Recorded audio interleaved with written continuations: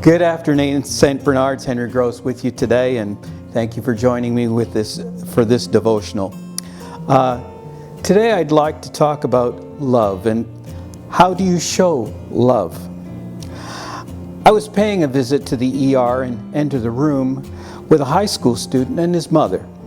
The young man had been doing some weight training and lost control of the barbells and badly injured the tip of his finger. After speaking with the young man about what happened, the mother made the comment, and now he's not going to be able to play baseball this summer. It struck me a little bit odd that she seemed to be more concerned about her son playing ball and not so much about his recovery. We prayed, and during our prayer, I watched the young man dabbing his finger on a blood-covered piece of gauze. And when we finished praying, I noticed a long tear coming from the young man's right eye. I had to think, was this a tear of pain or was it a tear of disappointing mom? I'm not making any judgments here about this encounter, but it got me thinking, how do we show love and how do we receive love? Love.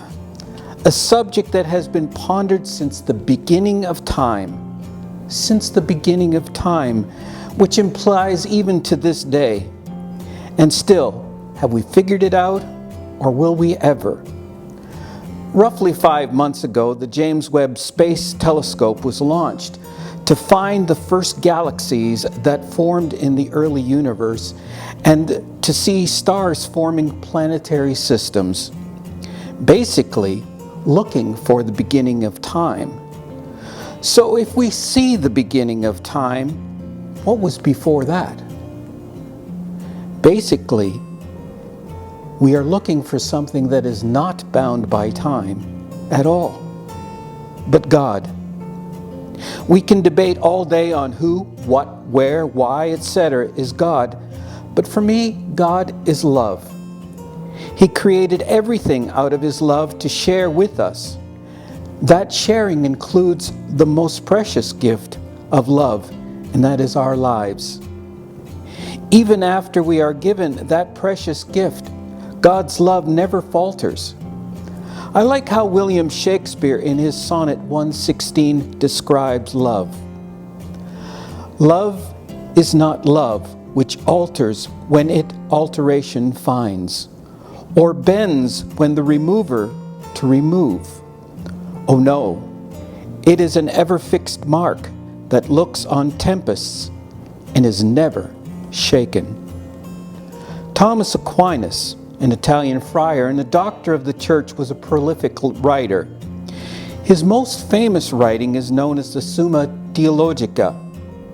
The Summa is an effort to explain God.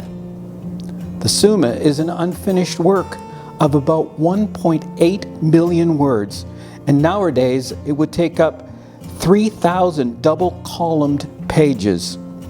To this day, it is a highly studied document. However, on the feast of St. Nicholas in 1273, Augustine was celebrating Mass, and when he received a revelation that so affected him that he wrote and dictated no more, leaving his great work, the Summa Theologica, unfinished. To Brother Reginald, his secretary and friend, he replied, "The end of my labors has come. All that I have written appears to be so much straw that after the things that I have been revealed to me."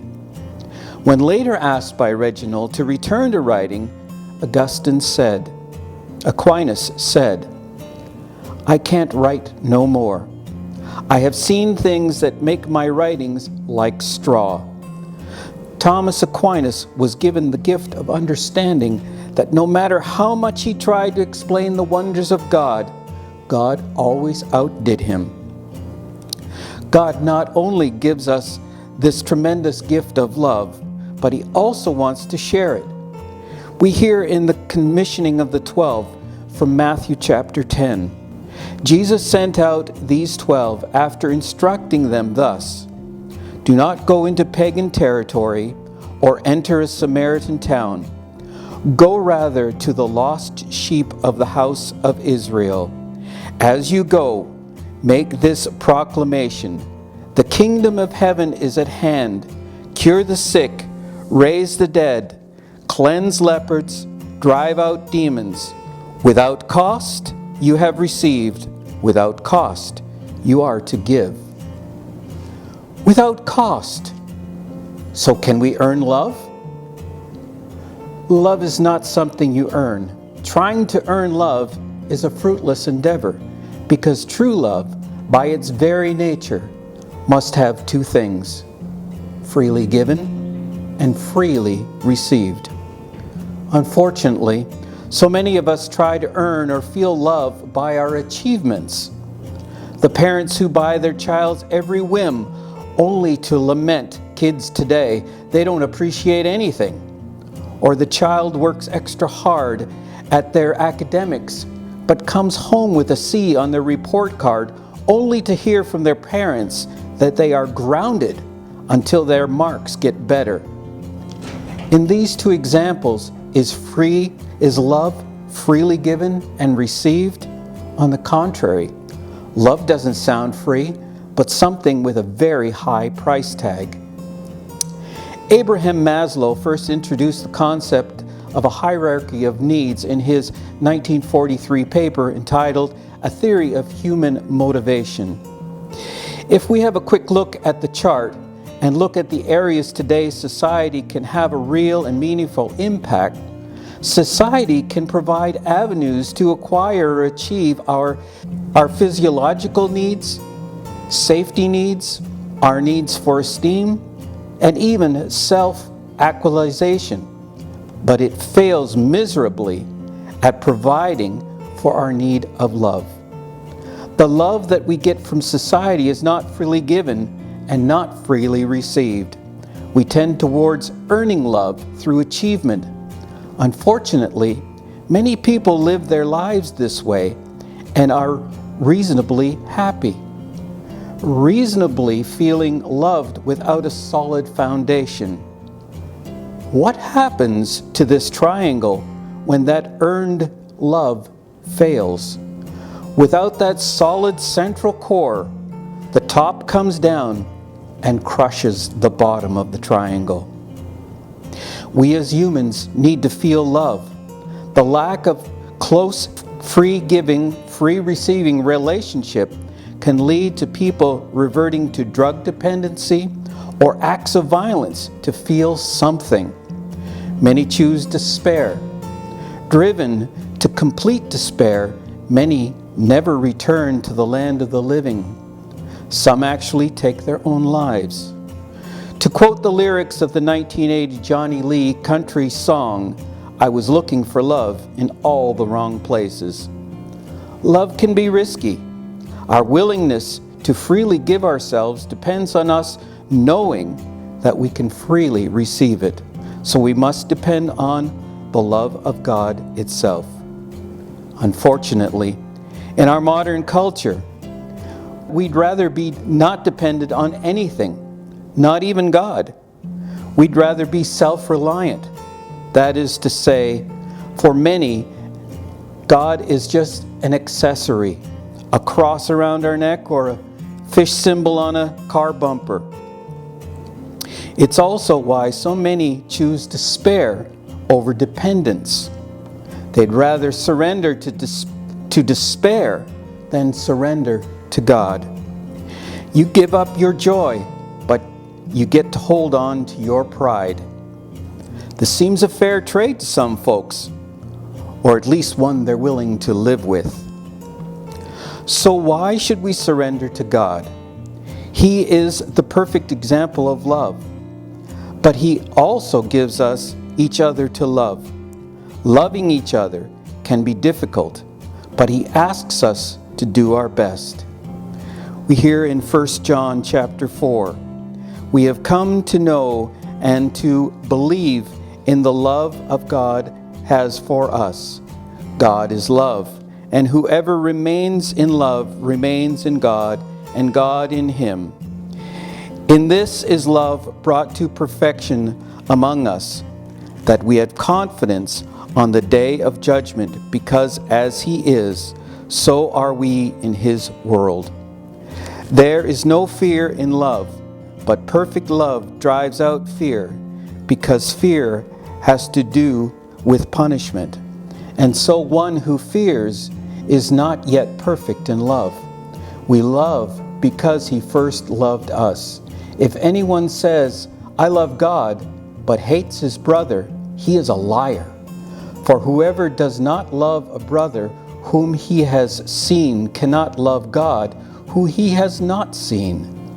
This is the command we have from Him. Whoever loves God must also love his brother. God asks us to love our parents, our siblings, our spouses, our children, our friends, our neighbors, our enemies. Our enemies? Wait a minute. Love the guy that stole my car, lost me my job promotion, or spreading gossip about me? You bet. That is when the rubber of 1 John 4 hits the pavement. As St. John Paul II so succinctly explained in his Theology of the Body, the opposite of love is not hate. It is using someone. When people stop being persons and become things to use, we are treating them with contempt and are a million miles from the love of Christ. Stop trying to earn what can't be earned, and freely receive the love your heart is desperate for. Then, in complete dependence on God, you can risk your heart in loving the people He puts in your life. In closing, let these precious words of truth be burned into your heart. Beloved, let us love one another, because love is of God.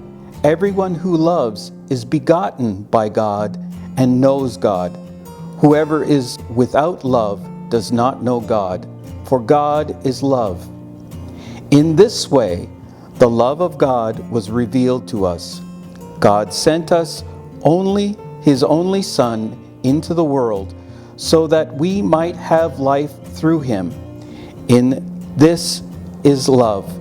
Not that we have loved God, but He loved us and sent His Son as expiation for our sins. Beloved, if God has loved us, we also must love one another. No one has ever seen God, yet if we love one another, God remains in us, and His love is brought to perfection in us. Thank you.